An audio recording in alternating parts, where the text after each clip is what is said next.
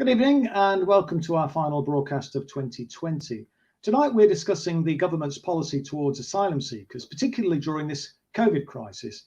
And I'm joined this evening by investigative journalist and broadcaster Shadia Edwards-Dashti.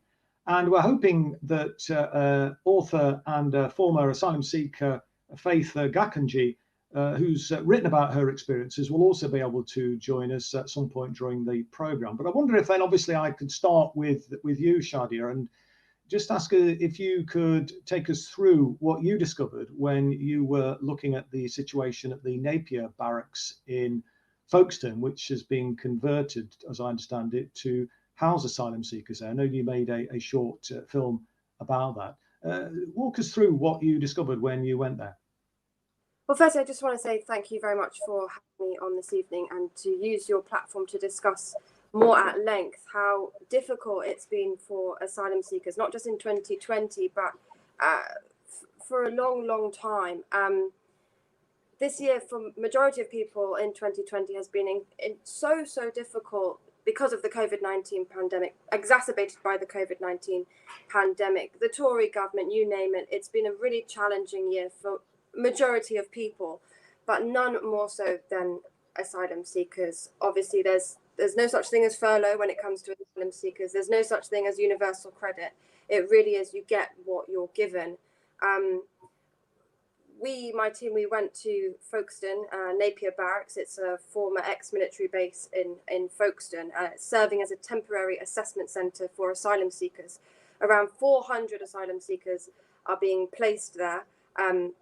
Majority all men, and majority of them have travelled, made that perilous journey across the English Channel. Of course, we saw in the summer this huge wave of the refugee crisis once again, and those are the people that are now living in Napier Barracks.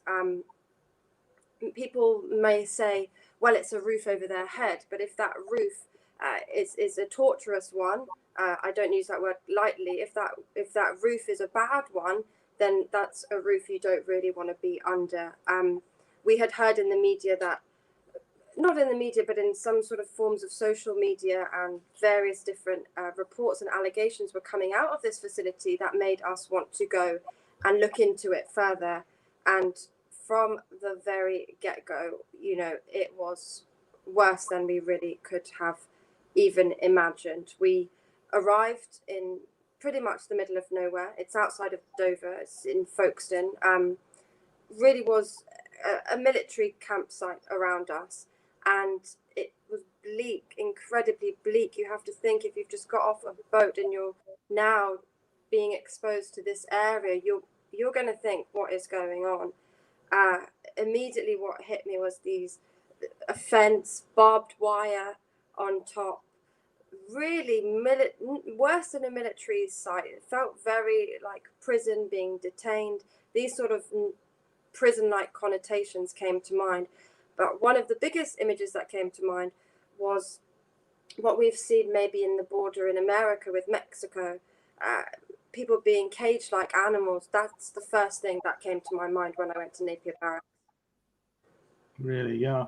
I mean, and I think you spoke to some of the locals, didn't you? And to sort of assess their response to Napier Barracks being used in that way. What was the kind of reaction that you found from local people?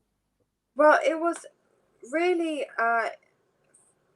really quite shocking. As soon as we got out of the car, we went over to the barracks, and a man from within the barracks, he really started waving and screaming, help, help. He obviously saw my camera guy with a camera, so he wanted to draw us to him. And so I went over to him. I tried to talk to him. He gestured to go around the other side of the barracks, so we followed him there. And as soon as we were in a place where we would be able to converse through the fence, we were hit by security guards, and they made it absolutely impossible for anybody to speak about anything. Even me saying hello, they were trying to stop any forms of communication. I asked them, why can't they speak to us? Is there an issue? They're not being detained. They're not criminals. This is a free country. Why can't they answer my questions, or indeed tell me what they want to say? And the security guard called for backup. More security came, and they just ushered them away back into the facility. So it was hostile from the very get-go. It really felt like, what is going on inside there that you won't let anybody communicate? I mean, it really was very alarming. It got very tense, and we had just been there potentially 2 minutes, not even. Yeah, I mean, the sense I got from watching the extended film that you did, and which is about 15 minutes long. I mean, I posted it on my Twitter feed, and we'll put a link out to it again because it's quite instructive. It seemed they were being treated almost as if they were prisoners, were criminals. I mean, is that the sense that you came away with? I guess it must be, really. Absolutely. We contacted the Home Office, who said to us, they're not criminals, they're not being detained, they're there just to seek asylum. But from the imagery, from what the people were saying to us, from everything else, it really did feel like they were being punished for something. Of course, seeking asylum is not a crime. Traveling across the channel should not, you should not have to be put into a facility like that. It felt like they were being imprisoned. It felt like they had committed some sort of crime, because they were certainly being treated like prisoners. And many people I spoke to, everybody used that word prison, everybody. And many people said it was worse than prison. It just felt like a very, like, this is the hostile environment people talk of. You see in the papers, you see in the media, hostile environment. And this was it. This is it. These facilities across the country, I have only been to Napier Barracks, but that is the hostile environment that we're talking about here when it comes to immigration and asylum seeking. Who's running the facility, Shadia? I mean, is it privately run, or is it a government? So it's a body that's the Home Office, but the people that run it is a private company. So they're being employed by the Home Office to facilitate the accommodation services within the barracks itself. The interesting point, though, in all of this is that as a volunteer, I was not a volunteer, but I'll move on to Adam, who was a volunteer that I was close with, who took us there. Every single volunteer that goes towards this barracks is now forced to sign a confidentiality form. It's essentially underpinned by the Official Secrets Act, and it basically obligates the signatory to keep silent, keep stum about anything they see about the service user. The service user is the asylum seeker. So essentially, by signing this waiver, you are therefore not allowed to speak about what asylum seekers are going through within the barracks. And to just pay more attention to the fact it's the Official Secrets Act. That's not, that's something that's designed to do with national security. Well, one would have thought so, yeah. Although we've seen it being abused in a number of different circumstances, this is just another example. I mean, one of the things that I'm particularly interested in, and obviously we build it as such in the advertising for this discussion this evening, is how asylum seekers are being treated in the middle of this pandemic. I mean, what sense did you get in relation to health and safety precautions that may or may not have been taken with the asylum seekers that were accommodated at this place?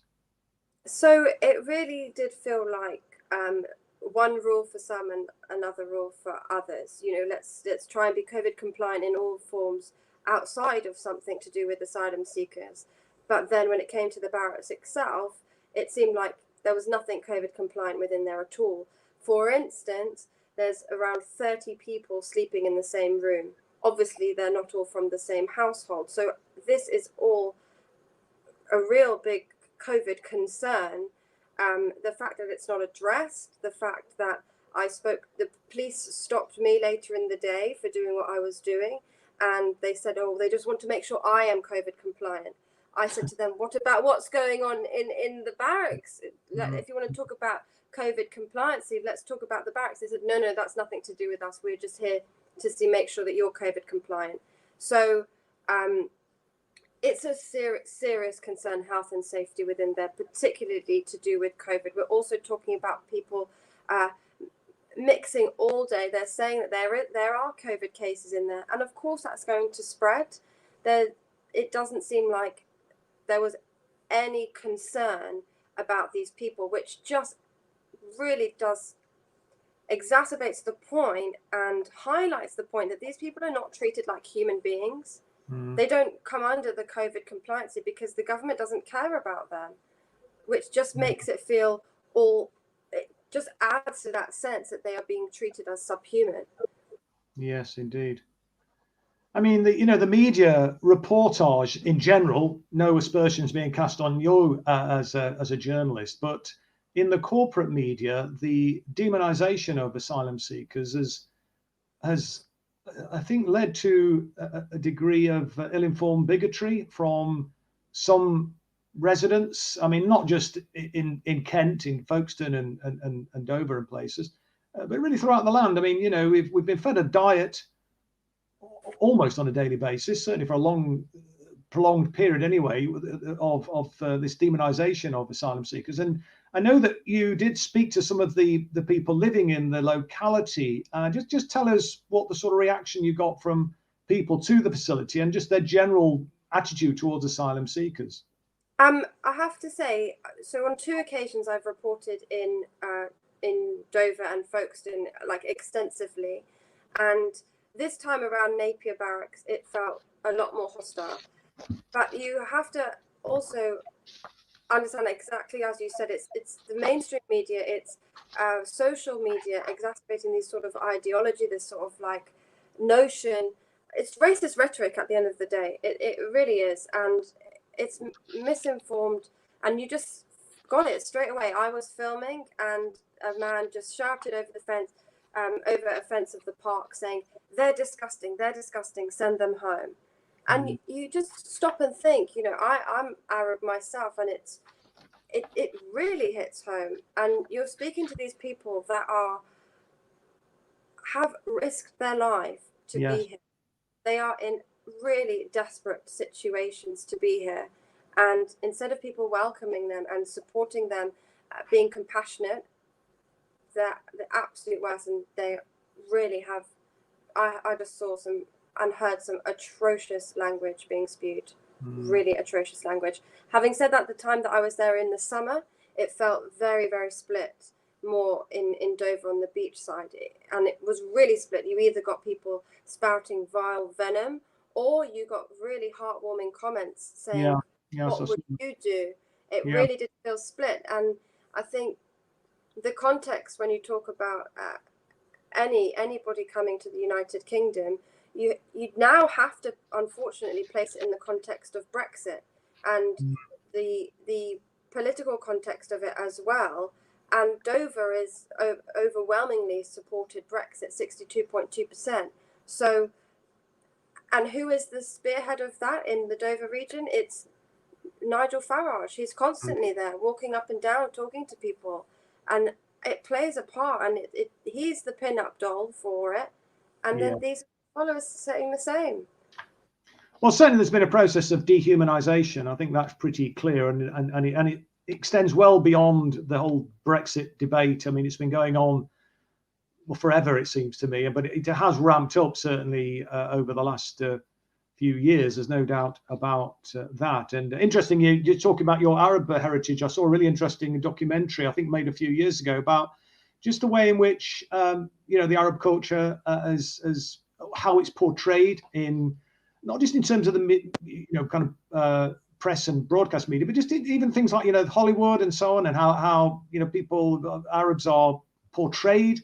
We've seen this, I mean, since time immemorial. And it's interesting as well. I mean, one of the things that they were pointing out in this documentary is the imagery, the cartoon, the caricature type imagery, very, very similar when you compare them to the kind of Nazi imagery that was used against the Jews to dehumanize and create that sort of hatred towards Jews. This othering is something that we do need to rail against, because our enemies, those of us who are concerned about issues of living standards, etc., in this country, our enemies are not migrants. I mean, the people that are responsible for the inequalities in society are the faceless corporations, the self-same people that are often behind some of the exploitation and wars that have led people to flee in desperate circumstances. So on that note, let me just move now. I'm delighted that Faith has been able to join us now. Faith Gakanje, she herself is an author, an activist, entrepreneur. She was also, though, as I understand it, an asylum seeker. And I believe, Faith, it took you 8 years to get your asylum application sorted out. So perhaps you could just maybe start by telling us how you coped, how you managed, during that 8-year period. It must have been incredibly traumatic. It was a difficult. Oh, hi, Chris. Hi, Shadia. Nice to join you guys. And I'm happy to be here tonight to explore the gray areas of asylum and the limbo that we are going through. As an asylum seeker myself, for those 8.5 years that I struggled in the UK, I really had a tough time because I had left my children back home. So having separated with those children for that particular time, it was difficult for me to navigate within the UK. However, it has been the challenges that comes with the immigration policies, and it was very difficult for me to sort of understand as a Black African woman who had limited education then. It was so difficult to understand as well as to how things can now be benefit me to help my children as well who might be left home. So it was quite challenging, to be sincere. Yes, I can imagine. And I'm just wondering, actually, because your audio is not great, Faith, and I'm wondering whether or not it might be because, well, both myself and Shadia for a time had our microphones on, and I think we might be getting a bit of feedback. Faith, Shadia, I just wonder when Faith is speaking, if you could maybe mute, and I'll mute as well, because I did mute mine halfway through, Faith, and it did sort of slightly improve the quality of the audio. But perhaps I could just ask then, Faith, I mean, what your thoughts are about the way in which the government has been handling the whole issue of asylum in this country, and in particular in relation to the impact that it's having in relation to the COVID crisis, and how you feel, in your experience, asylum seekers are being treated at this very difficult time. We've just spoken to Shadia. I don't know if you picked up what she was saying, but she's been reporting from Kent and the Napier barracks in particular, where it's been converted to accommodate asylum seekers, and there didn't seem to be any health and safety procedures in place at all for the asylum seekers now in the middle of this pandemic. What's your experience with some of the work that you're doing now in regards to that? Having joined the sector in 2006, working with women refugees and asylum seekers then, the challenges of reporting to detention center, the enforcement that comes with that, it is very difficult for women even to get to travel to those centers that they are expected to report.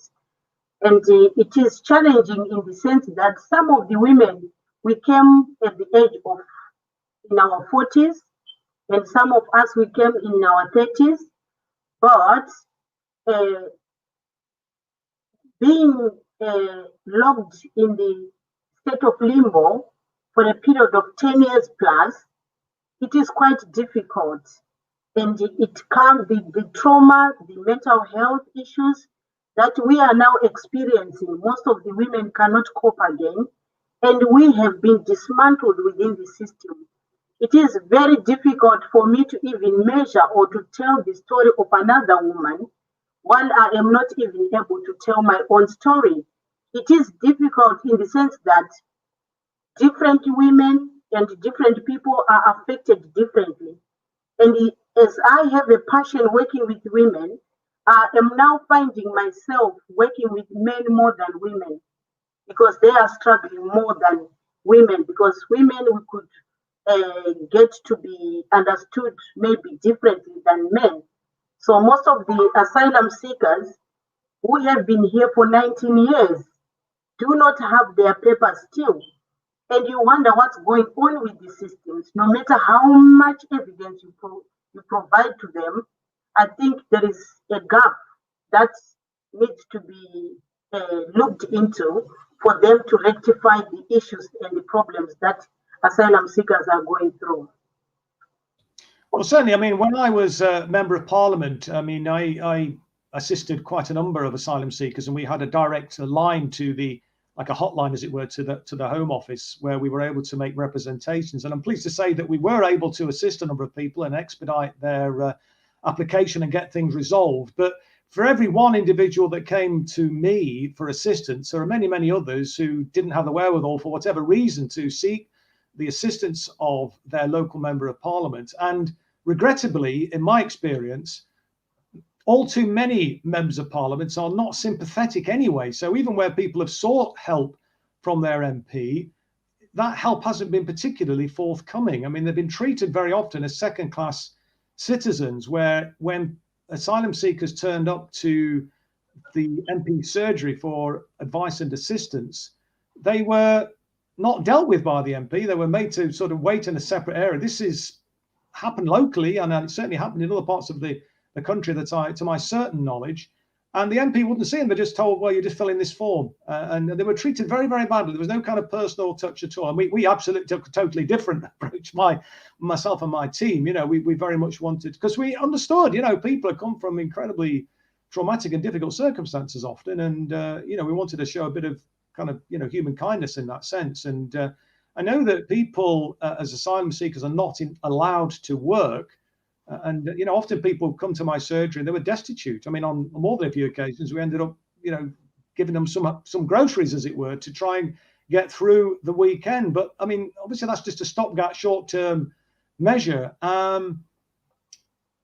Just on that point, Faith, I mean, how did you manage for all that time not being able to work on incredibly minimal resources that made at your disposal? I mean, incredibly tenacious for you to have kind of got through that, and you're a real success story. We'll just get into that in a bit, if you don't mind, in terms of, you know, how you've managed to you know, make a success since your application was resolved. But just on that specific point, though, Faith, in relation to, you know, just coping on a day-to-day basis, just unpack that a little bit for us, just to kind of let our viewers know how difficult life is for asylum seekers, because many people have a rather inflated view about the you know, how asylum seekers are treated. I mean, I've heard apocryphal stories. People come to me and say, "Whoa, they get given cars and a house and, you know, hundreds of pounds a week to live on," and of course we know that's complete nonsense. So just tell us the reality. It is the problem is when you are an asylum seeker and when your case is refused, the local authority have no duty of care.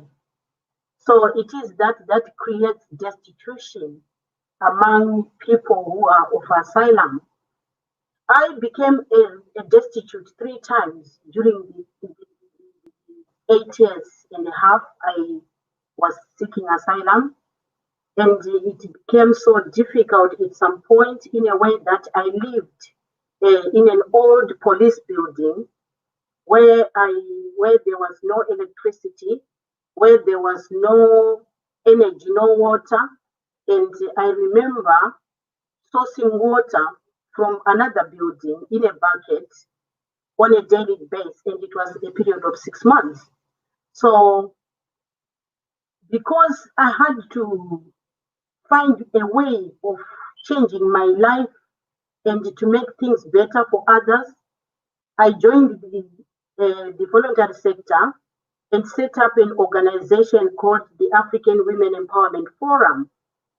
In that organization, it's when I started to understand how social policy are aiming to deliver and to save people in a positive way, but at a local level, during delivery, they tend to fail the people that they are aiming to save.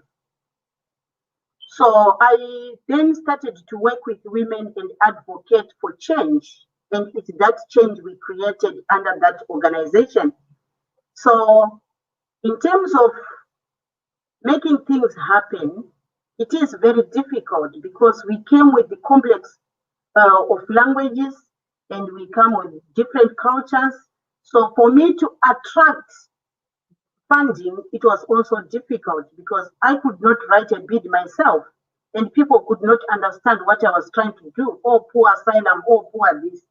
But, you know, as an entrepreneur myself, I then had to transfer my skills that I had come with to fashion, to making things happen, and to start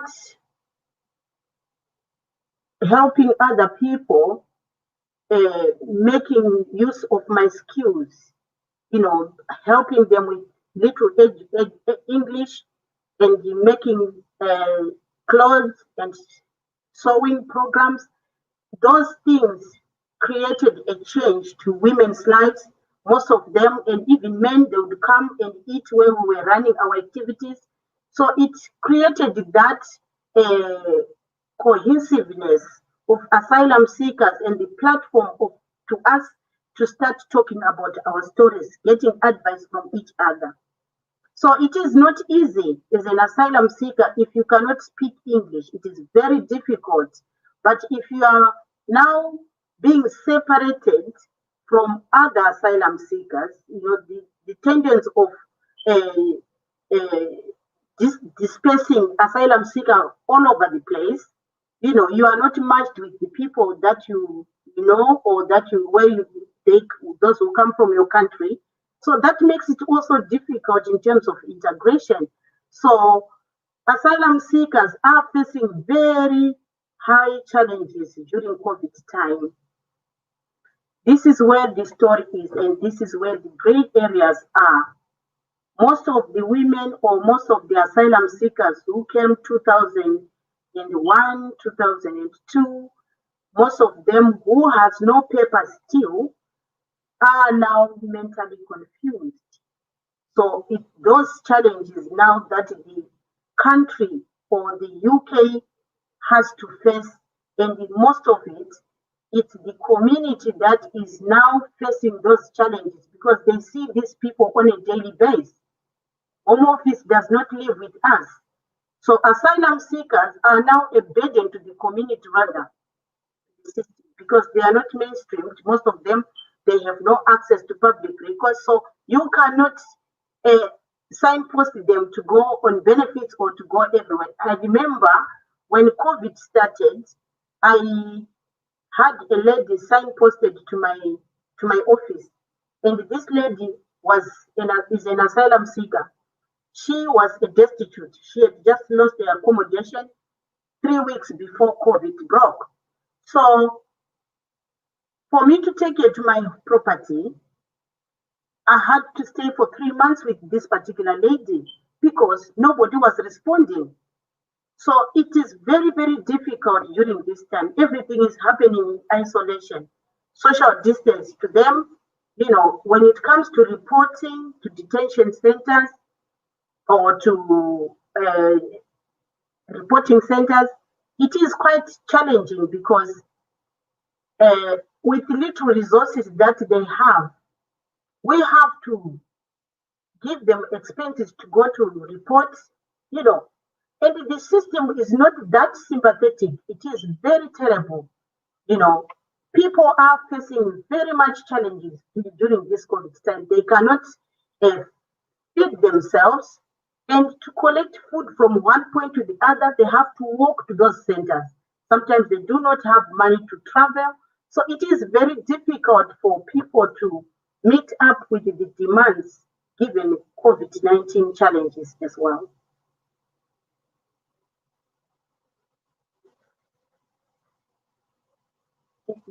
You are muted, Chris.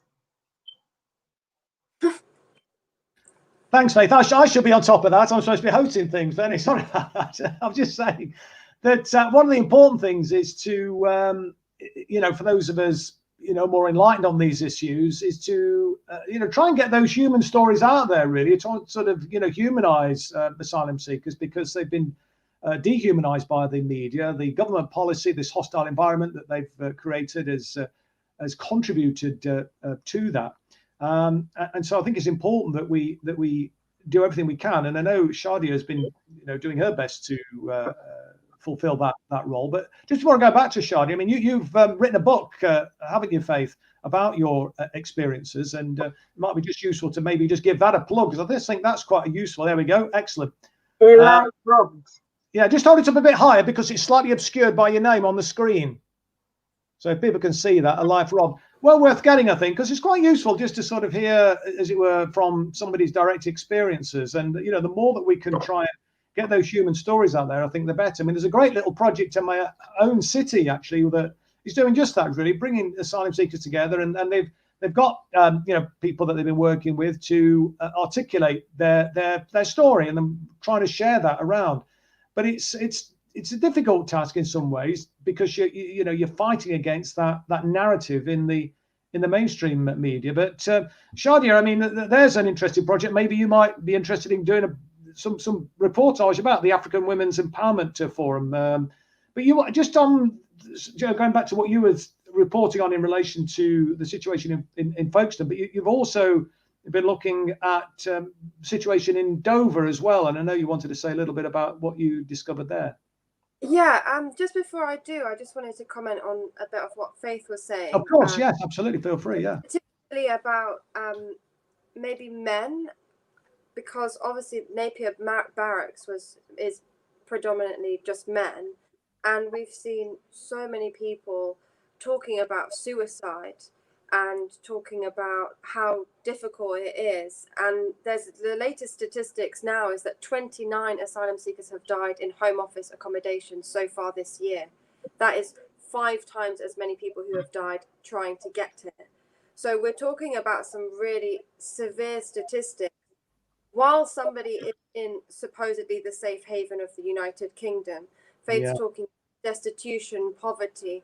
We're supposed to be the country that looks after people with civil liberties and protections in place. Yet while in the Home Office accommodation, 29 people have died this year, which would be majority men as well. So I think Faith does make hugely valid points, and I saw it for myself.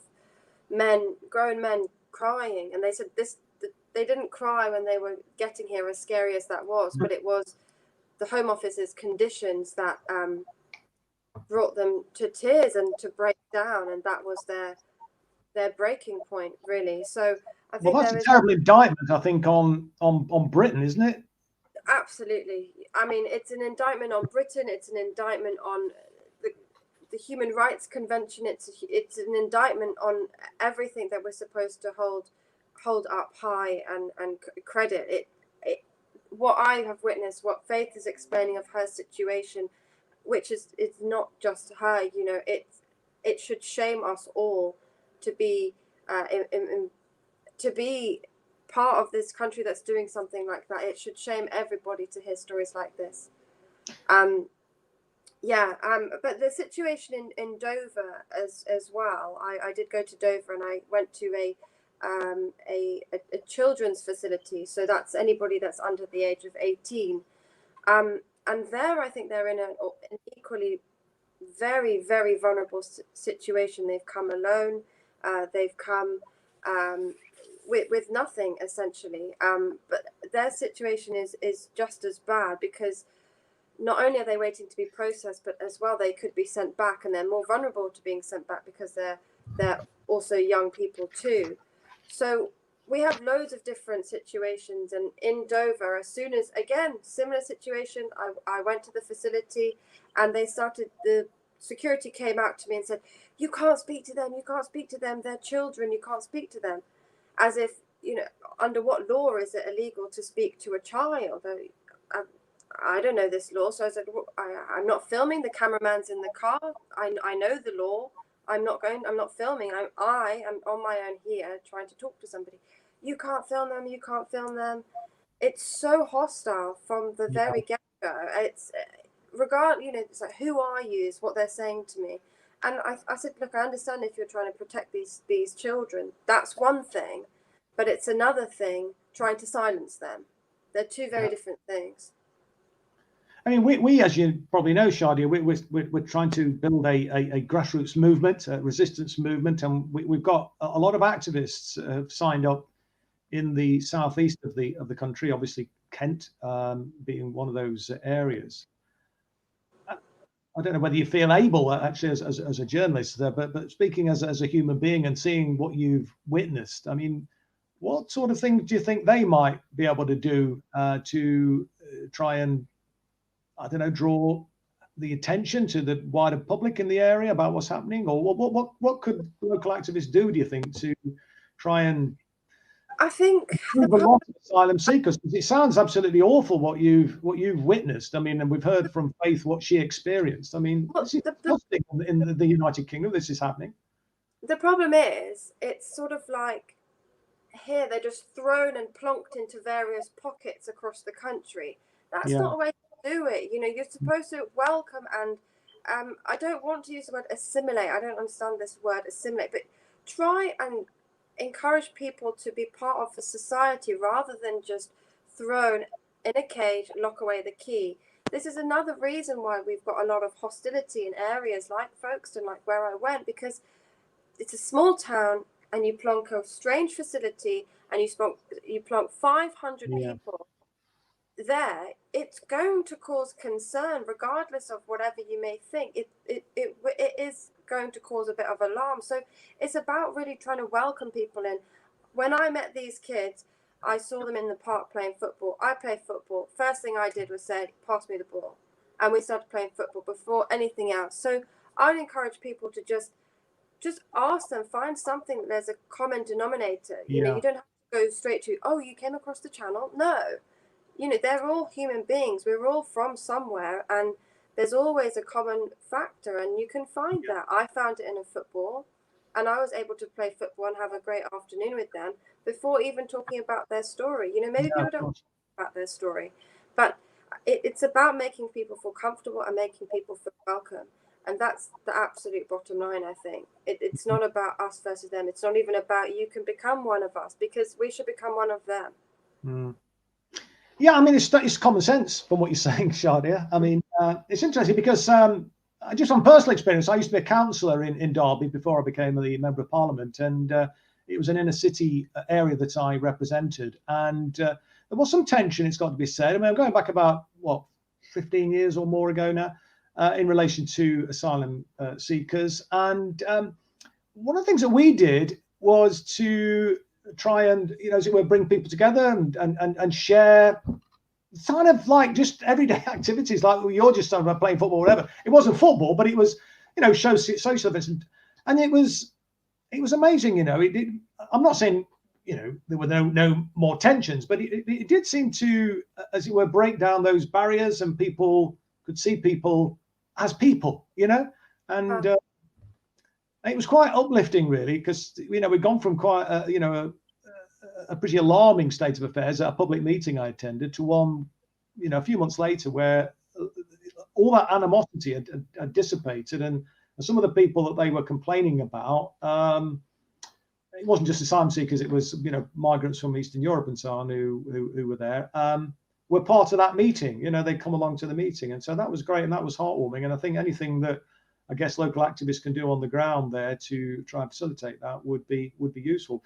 Before I go to Sean, just to get some thoughts of our viewers, comments or questions that they might have, I wonder, Faith, whether you've got any advice that you might give to people in relation to how they might tackle some of the bigotry that is around in relation to asylum seekers and migrants in general. Any thoughts on or advice on what people who are associated with our movement might be able to do to break down some of the animosity which undoubtedly is there, and to counter the media narrative which we get on a regular basis? Basing on my own experience as a Black African woman myself, my experience with racism is also attached to Black refugees who are coming from Africa. So to navigate that, I think we need to work with the social media to change the narratives, making sure that, we highlight things in a positive way that are happening. I'm now an author. I'm an entrepreneur by nature, and I have really, really made an impact because I've built businesses in the UK. So with that, we need to keep connection and to keep in touch with each other, which is why I had also involved a project that I work with African communities, refugees and asylum seekers, to make sure they have a gadget, to make sure they have a telephone, a mobile phone, to make sure that they are online, to know things, because lockdown has come to isolate and to discriminate people. So if you don't have the right resources to connect you to the entire global society, you are really, really in lockdown because you are not able to access what other people can access or what they can take for granted. So it is the high time we need to understand that being an asylum seeker, it's not a disability. We can do things. So we need to connect and to closely work with media so that we change the narrative of the negativity that comes with asylum. Absolutely. No, that's good advice. And thank you for that, Faith. Let me bring in Sean now and just sort of get some reaction from our viewers this evening to what you have both been saying and get any reaction to what our audience has to say. Over to you, Sean. Can you hear me, Sean? You're on.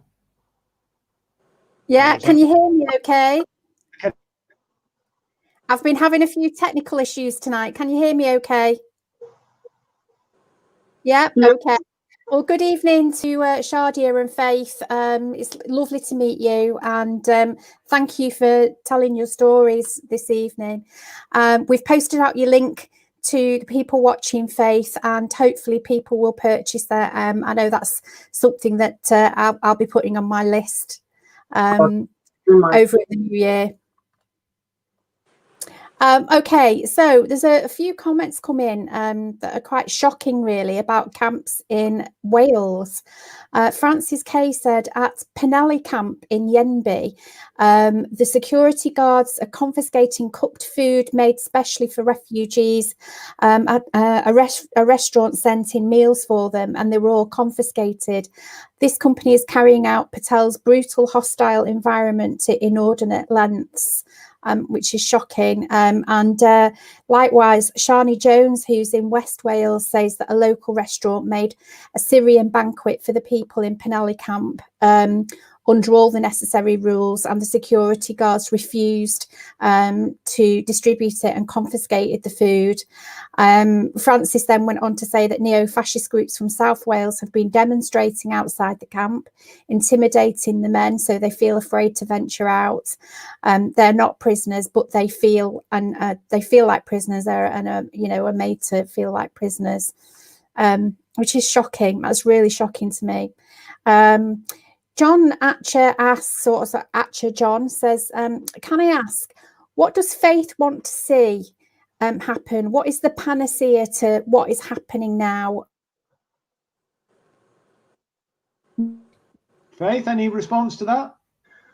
I would like to see change in terms of the treatment that asylum seekers have to see. Obviously, I went through trauma, destitution, and poverty. And it is my wish or my hope to see change in the way asylum seekers and the way the cases are being processed. It has taken maybe some people 20 years. It has taken some people 11 years or 12 years. I don't think, and most of those people have now ended up being immigrants. We came as political refugees, and in the end, you are thrown away to be an immigrant. So it is that I would like to see change in terms of the processes, and it can only happen through empowering asylum seekers and refugees themselves to come together and be able to create that change. Yeah. Sean, any more? No, that's it for tonight, Chris. My personal thoughts, I was just thinking back in the week to a story that was going around that was posted by, I think it was the London Standard or the Metro, and they were talking about the government's plans to build camps with no running water or electricity to try and stop people from wanting to come over here, which just seemed absolutely barbaric. I don't know if Shadia read any of those stories and can comment on that. So I think talking about these other facilities in Pembrokeshire, Penally, and there's various others in Hampshire, they're talking about setting up various different places. these allegations of cooked food not being able to go into the facility and being confiscated, they're not isolated allegations or claims. What I was told was the reason why certain things couldn't go into the facility is to do with COVID. It sounds a bit far-fetched to me. It might sound far-fetched to you as well, that cooked meals is somehow not COVID compliant, nor is clothes. Apparently it needs to go into some sort of quarantine. So there are ways and technicalities that maybe the Home Office is trying to justify this particular behaviour. But what I would say is that all of these things could be part of a wider plan to say you're not welcome here. You know, if you look back to last year, Priti Patel, the Home Secretary, she said that she would the route across the English Channel would become an infrequent phenomenon. This year, she says she wants to make the route entirely unviable. Then the British government and the French authorities decided to cut off the route entirely. So we're seeing all of these things coming into play from the political rhetoric, and it's now trickling down, and you're seeing it in various ways of like cooked can't come into a facility where cooked food is not provided. So you're seeing it becoming very hostile from the rhetoric trickling down to what asylum seekers are really experiencing. Even socks in Napier Barracks, they couldn't get clean socks into the facility, and it was because, oh, it's not COVID compliant. And then we said, this is a fresh pair of socks in a packet. There is no difference between getting this from the shop or on Amazon, delivered directly to the Napier Barracks, or me handing you a pair of fresh socks in a packet. But yet it's not COVID compliant. So I feel like it's totally intertwined with a larger rhetoric. And, you know, obviously these are like allegations, but I saw things like that myself. The thing that concerns me, you know, Shadia, though, amongst many actually, is what you mentioned there about the likes of Priti Patel and some of the rhetoric that we're getting from government ministers, because I don't think it's overstating it, but that kind of hostile rhetoric, it kind of gives tacit approval to some of the kind of violent reactions that we are seeing directed against asylum seekers. And Sian mentioned some of the reactions that we've had from our audience this evening about, you know, demonstrations and so on outside. It's almost as if this kind of, you know, it's sort of tacit approval from senior government ministers. I mean, this is just shocking, isn't it? I totally agree. I think saying we're going to cut off the route entirely and make a route unviable. Firstly, like, what does that even mean? What do you mean by you're going to make it unviable? These are it's just jargon, if that makes sense. It's rather than actual practicalities. You know, the idea of making it unviable, well then make safe and legal passages, right? But no, unviable means nothing alone. But what it does do is gives, as you say, momentum to the far right, the neo-fascists organizing these sorts of groups. But it also gives a lot of legitimization and justification for the media to come out with headlines of take back control, Muslim takeover, swarms, flood, from the migrant crisis in 2015. But for a long time, you mentioned Orientalist rhetoric before. It's been around for a long time. It's still here to stay, but it's getting much more obvious and much more violent. Just in the latest refugee crisis in the summer, we had the Calais mayor saying it's maritime war, Nigel Farage saying it's sea invasion. All of these things, swarms, floods, very, very gruesome, brutal, obvious, hateful rhetoric, language being spewed onto the headlines, is also being, you know, you're given the green light to publish that by the likes of the heads of state by coming out, cut off the route. You know, you've been given the AOK to publish that sort of stuff, and then the people that read that are the ones saying you're disgusting.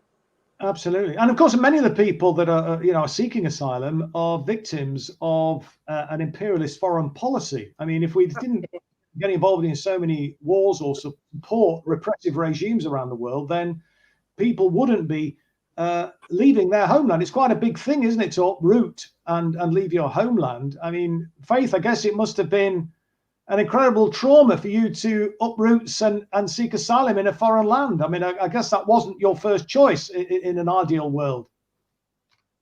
To start with, being a Zimbabwean myself, I'm a very proud woman to be a Zimbabwean. I had no intention to come to the UK. Despite the problems that were going on in Zimbabwe then, it was also up to the United Kingdom to accept us and settle us on time without even making it a big deal.